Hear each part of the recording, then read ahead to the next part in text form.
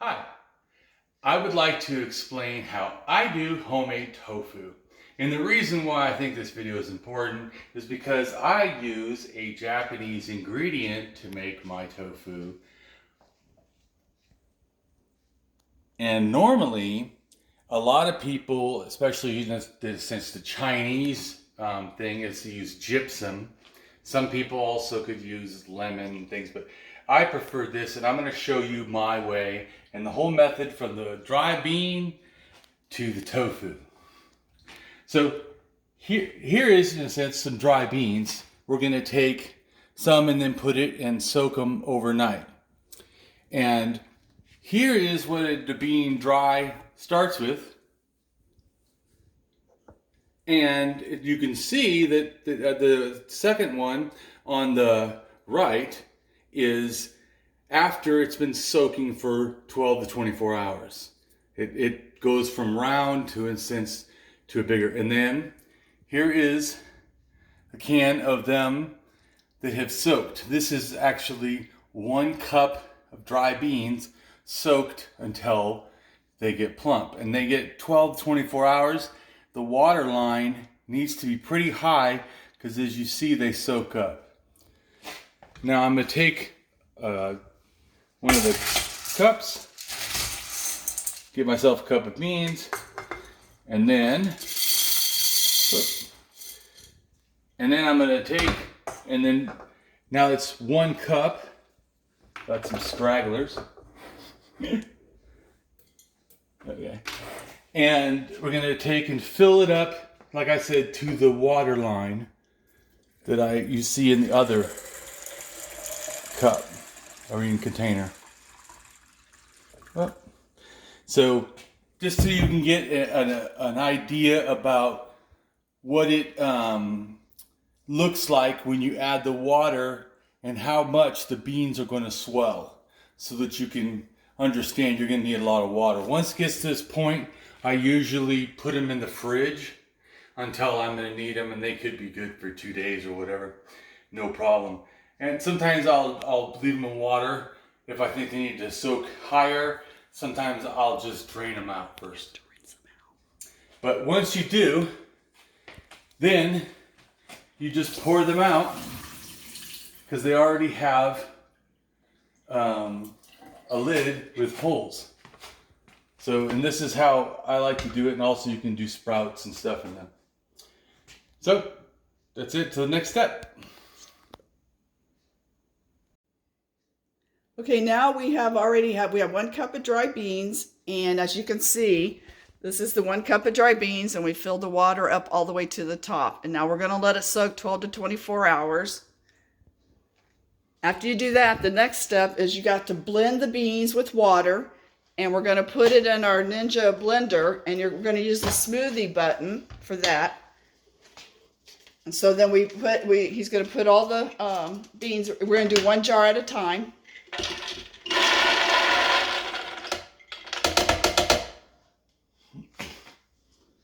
And he adds, what that is it's about 10 cups of water, or 5 cups of water. It's up to 72 ounces, right? Yeah, it's about there.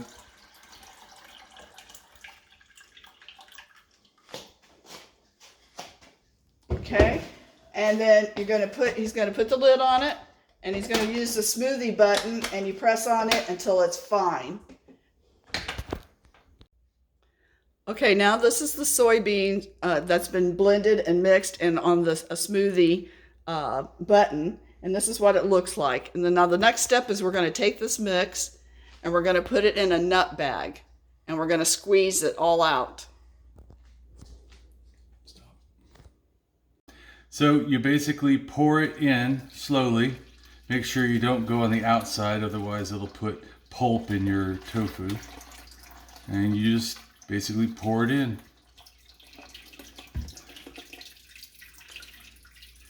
And there's some foam in here. You just let it all go in there as best you can, because that's all got the protein and stuff in it. So then you basically hold this tight so you don't have it coming out the back end. and then you just slightly squeeze, and it will just all come out the nut bag. Some people use other stuff. I think a nut bag is the best. It allows you to get the smoothest grind, and thus the most protein and juice and essence, whatever, out of the bean itself.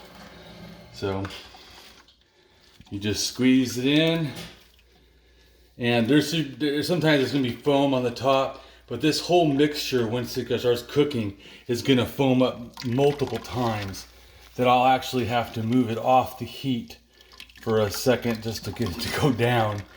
But once we set the temperature, you don't change it. Just move back and forth from the heat back on the heat as needed so you don't overflow. But you need to cook the tofu milk, is what we're making, in a sense. You need to cook the tofu milk until it stops foaming up. It needs to get to where it's just a light rolling boil. You'll see the difference.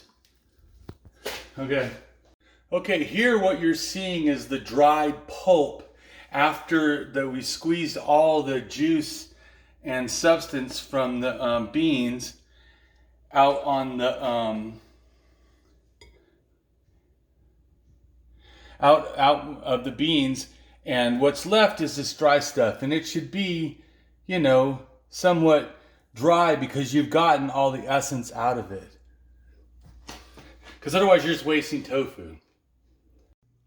Okay, right now we have 2 cups of soybeans, and we have squeezed them out. This is 2 batches, and we have set the temperature on. And that's after, of course,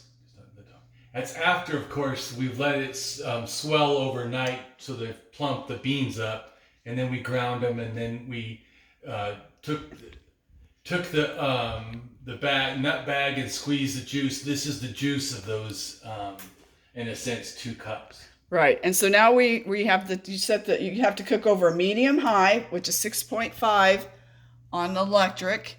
So you put on 6.5. And you heat this slowly, and you stir constantly to avoid boiling over. And now it's going to foam up, and when it starts foaming up, you just keep stirring. And if it looks like it's going to go over the pan, over the top, just slowly take it off the pan, off the burner, let it go down, but keep stirring. And then when it goes down, put it right back on the burner. Do not change the heat. Leave it on 6.5 all the time.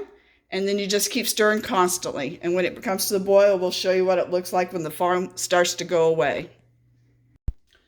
While the, in a sense, soy milk that's going to become tofu is boiling, or is beginning, heating up to boil, I generally start to mix my Nigari, the stuff that's going to help it make tofu. So, and for each cup, and I have 2 cups, each cup, it takes 3 teaspoons. And make sure you do teaspoons, because one time I did it with tablespoons, and wow, that was no good. It's 3. 4. You're doing overflowing. 5. 6. So, and like she said, I overflowed it. But the point is, it doesn't matter if it's a little over. But I was making the comment, you don't want to be so far over that you're way out of sync. Like I said, tablespoons instead of teaspoons, that was not a good thing. I generally just swish it up, and then I just let it go till it dissolves, and I go back to what I was previously doing, which is stirring the soy milk so that it can not stick. Or foam over, yeah. So, and it doesn't take a really, industrious stirring, but you just want to make sure that it's not sticking to the bottom, because you're heating, in a sense, for a long time. So, that's it.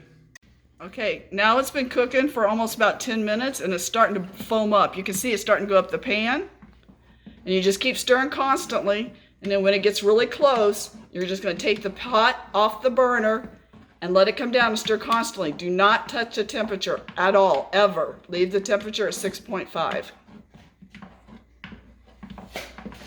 So I take it off for a little bit, just get it so that the foam goes down just a little bit, put it right back on, just keep stirring.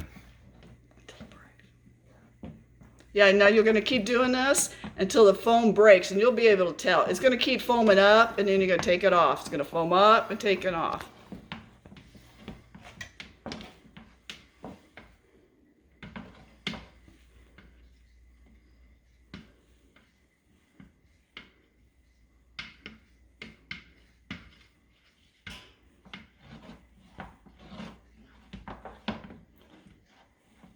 It usually takes close to about 10 minutes for the foam to break, and it just goes back to a simmer. And that's what you're looking for. You want the foam to go away, and it's just simmering.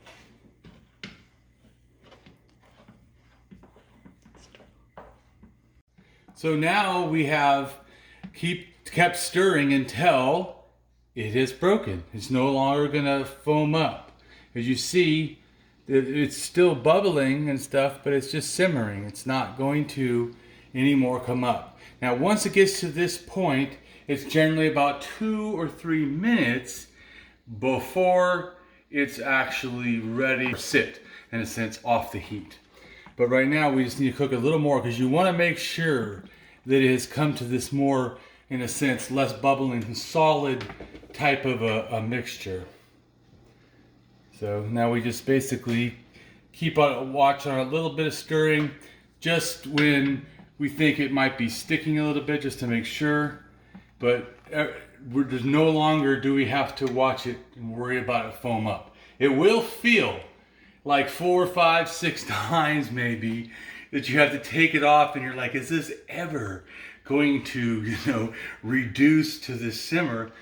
But it will. And actually it has to, because it's almost like there's a chemical reaction change that once the bubbling stops, it's getting ready to be tofu. So now we've come to the point where we've cooked it long enough, and so off with the temperature and off with the heat. Then we put on a lid, and it needs to sit for around 10 minutes. And the temperature, you want it to approximately be around 180 degrees. Okay, now we'll let it set for 10 minutes, and we'll come back.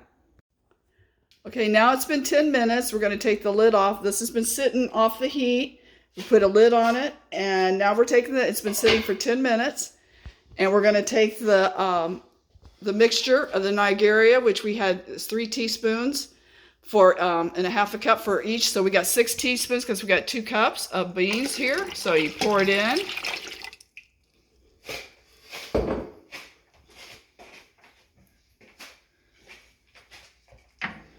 And you do 1 swirl.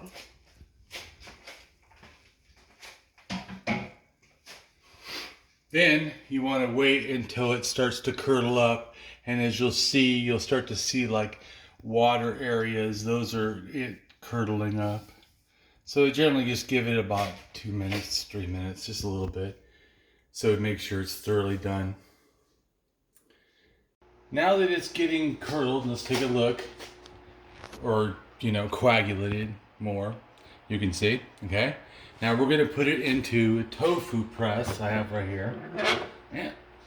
And when you're done, this piece just comes out, and it has holes in it that allow the juice to go out. Unfortunately, I think it loses a little bit of tofu, so I, as others, like to put cheesecloth in here.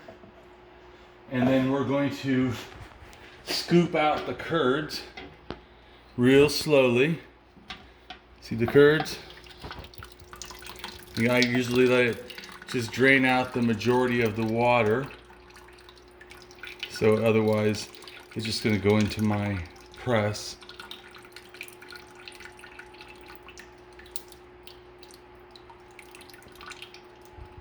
And then I put them in the press. And I'm going to just keep doing that, and that's how you make the tofu. Here. You just keep repeating the process. See the tofu and the water. You're slowly taking out more of the tofu curds, and then you'll start to see it becomes more and more water in the container or the pot. Right. You just keep doing this and until you fill it up. Get to a point to where we've got the bulk of the curds we can get out with the type of ladle for the curds. You'll see it's mainly just water, but it's still stuff in there. So what I do is I take another strainer and I am going to pour so that way I can get even more of our tofu saved.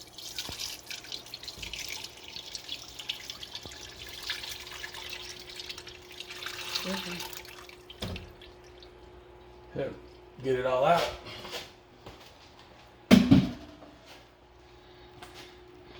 Then I will just try to get the liquid out.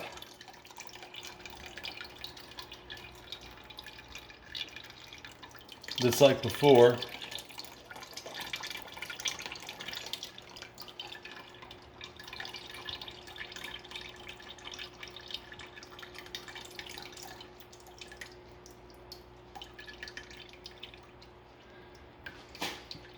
And just bring this over here.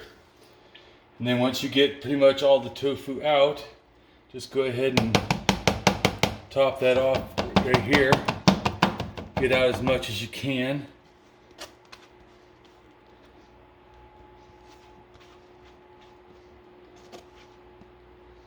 That's good. So then this should be washed. Now that we're at this point, now we're going to fold the cheesecloth so that way when we press it, it doesn't leave a really, bad marks. So kind of make it nice. And we're going to get our press on top and we just push down easily. And I'm only making it soft, so I'm not going to do it very long, nor do I do it in a sense all the way down if I don't have to. So, because I'm going to be just making this for, I'm just making this for soup, so I like it softer. But when we have the lid on and we go all the way down until it clicks,